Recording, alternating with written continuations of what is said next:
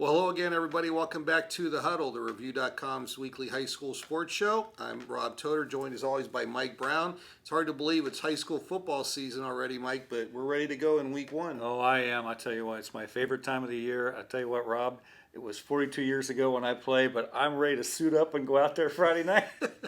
Well, that would be a wonderful really. picture.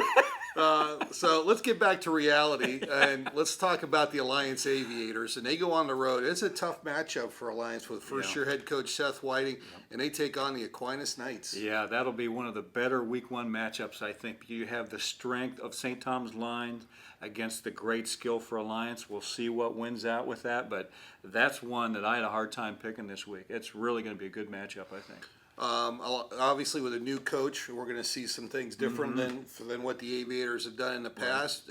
Maybe some things the same, but definitely, as you mentioned, they have great skill players. Oh, my goodness. Yes. And the key for them, obviously, is get them the ball in space. Right. You got Deuce Johnson. You've got Howard Frazier, quarterback. You've got a lot of speed on the outside.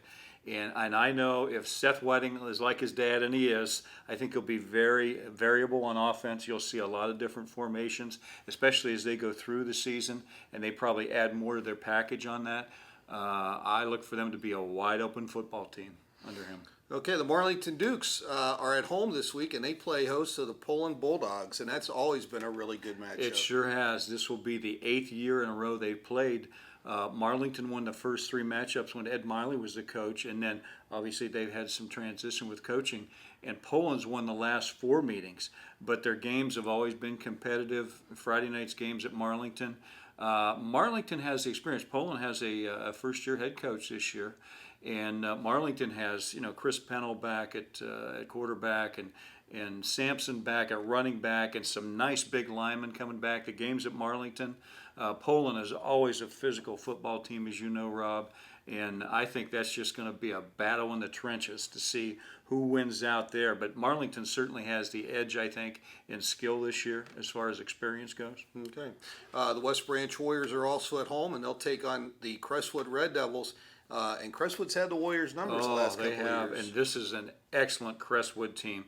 I think 7 starters come back on one side of the ball and 6 on the other side from a Crestwood team that went 10-3 last year, made the playoffs, won their first playoff game, and that's a very good Crestwood team that West Branch is going to host Friday night. The thing with West Branch is they've got their quarterback coming back, TJ DeShields, one of the top throwers in the area, and also Rob Lozier, one of the fastest running backs in the NBC this year.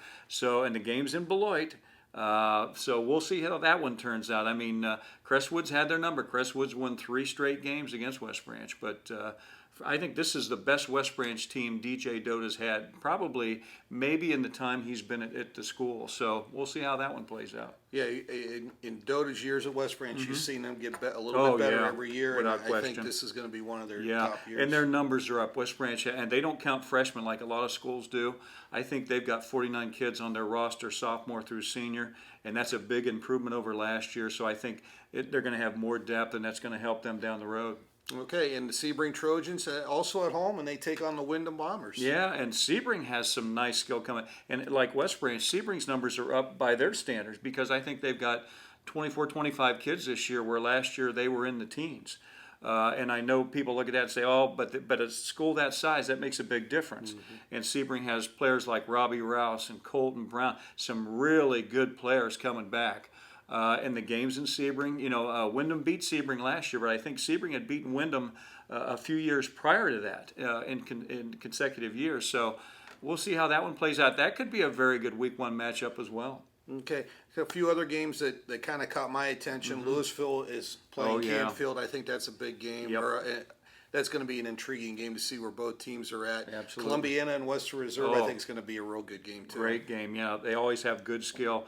We know what kind of program Andy Ake has at Western Reserve, and Bob Spate, the same at Columbiana. Those are 2 of the best small school coaches around here. That's always a good matchup. 2 of the most excitable, They too. are. Oh, it's great. It's fun to watch the sidelines plus the game. So. And also, the Salem Quakers had a great season a year ago, and they're going to go on the road to face an East Palestine program that's on the rise. Yeah, Palestine got in the playoffs last year and did a great job, and that's a program on the rise, and so is Salem.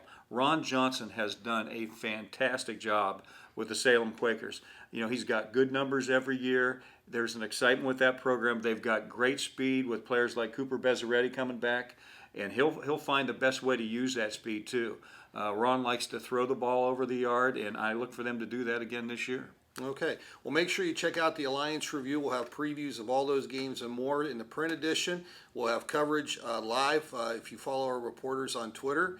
And we'll have live coverage in the review.com as well, all night Friday night, and in Saturday's print edition and online as well. And we'll have video of some of the games as well. So make sure you check all that out. For Mike, this is Rob. We'll talk to you next week.